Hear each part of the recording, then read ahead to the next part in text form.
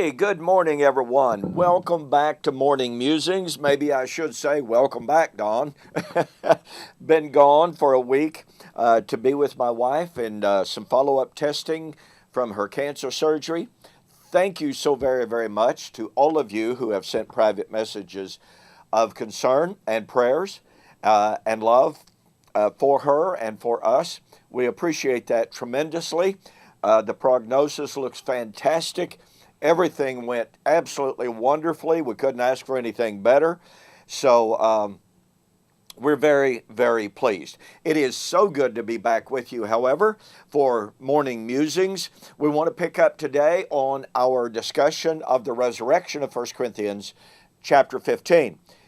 We've been examining the fact that Paul said, when the mortal shall put on immortality, the corruptible shall put on incorruptibility, then shall be brought to pass the saying, death is swallowed up in victory. Well, that's a direct quote from Isaiah chapter 25, verse 8, as virtually every known scholar in the history of the world who's paid any attention recognizes. So what we've been doing is looking at the context of Isaiah 25. I mean, after all, Paul said his doctrine of the resurrection was from the promises that God made to Old Covenant Israel, Israel after the flesh. Well, I've shared with you that Isaiah 24 posits the resurrection at the time of the destruction of, quote, heaven and earth, unquote, as a result of Israel's violation of Torah. I have shown you that it would be the time of the kingdom. I have shown you, and this was in our last video, that Isaiah 25 verses 1 to 3 unequivocally posit that resurrection at the time of the destruction of Jerusalem and the turning of the temple over to foreigners. How much clearer could the testimony of Scripture be? How much more testimony do we need? But that's not all that we have. I want you to notice that in Isaiah chapter 25, verse 6, the Lord said, and in this mountain. Now, that mountain that he's talking about is Zion. It refers directly right back to chapter 24, the last two verses, about how Yahweh, in defeating his enemies, would then rule gloriously in Zion. That was at the time of the destruction of the city and the temple. And he says, again, and in this mountain the Lord of hosts will make for all people a feast of choice pieces, a feast of wines on the lees, of fat things full of marrow, of well-defined wines on the lees. Folks, this is what is known in both Hebraic commentators, midrashes, and in virtually all critical, scholarly commentaries as the Messianic banquet. It is the wedding banquet. Now look, I got to tell you, we could literally spend months discussing the motif of the Messianic banquet. It was one of Jesus's very favorite themes, because Jesus came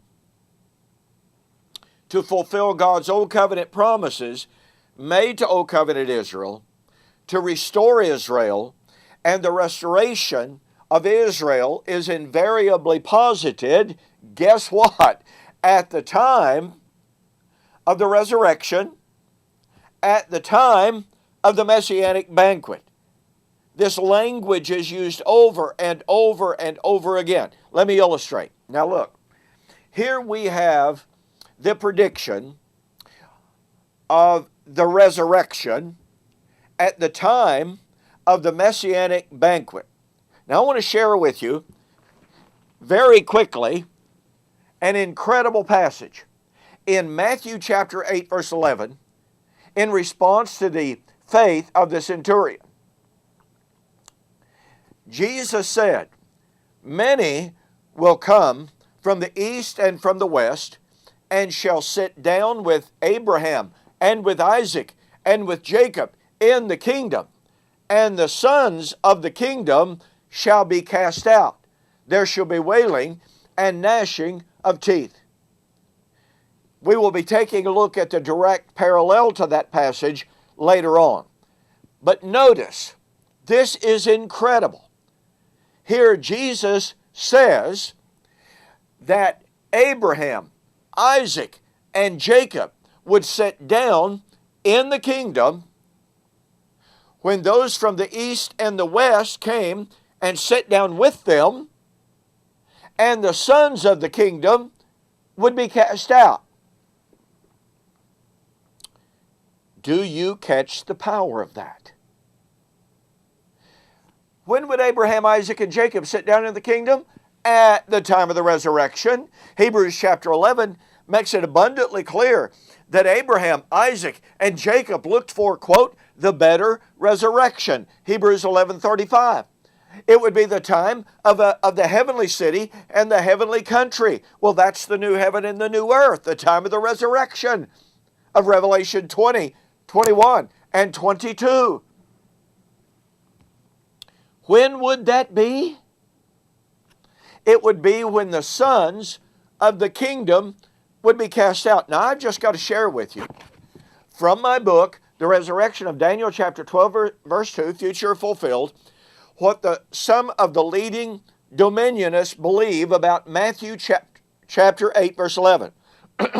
Joel McDermott is on record as saying, quote, and he's commenting on Matthew chapter 8, verse 11, quote, the kingdom would be populated by Abraham, Isaac, and Jacob when the rebellious would be cast out. The kingdom population would also include, quote, the prophets, unquote, Luke 13:28. Now that's in his book on the parables of Jesus, Jesus v. Jerusalem. So Joel McDermott says Matthew chapter 8, verse 11 would be fulfilled in AD 70. But Matthew chapter 8, verse 11 is the resurrection of Isaiah chapter 25. The resurrection of Isaiah 25 is the resurrection of 1 Corinthians 15. Therefore, the resurrection of 1 Corinthians 15 was to be fulfilled when? When the sons of the kingdom would be cast out. Likewise, Kenneth Gentry wrote in his book, He Shall Have Dominion, quote, in fact, the dark clouds of the day of the Lord, unquote, in AD 70 hung over much of the New Testament. God is preparing to punish His people Israel, remove the temple system, and reorient redemptive history from one people and land to all peoples through the earth. Matthew 8, 10 through 11, Matthew 21 through 43. That's in his book, He Shall Have Dominion, 2009, page 342. Once again, do you catch the power of that? Let me reiterate. The resurrection of 1 Corinthians 15 would be in fulfillment of Isaiah chapter 25. Isaiah chapter 25 is when Abraham, Isaac, and Jacob would sit down in the kingdom in the resurrection. But Matthew chapter 8 would be fulfilled when the sons of the kingdom were to be cast out, and Joel McDermott, Kenneth Gentry, Gary DeMar, and other leading dominionists say the sons of the kingdom, fulfilling Matthew 8, was fulfilled in AD 70. Folks, that proves beyond a shadow of a doubt the resurrection of 1 Corinthians 15 was in AD 70. And my goodness, yes, we've got more on the incredible importance of the Messianic banquet and the fulfillment of 1 Corinthians 15.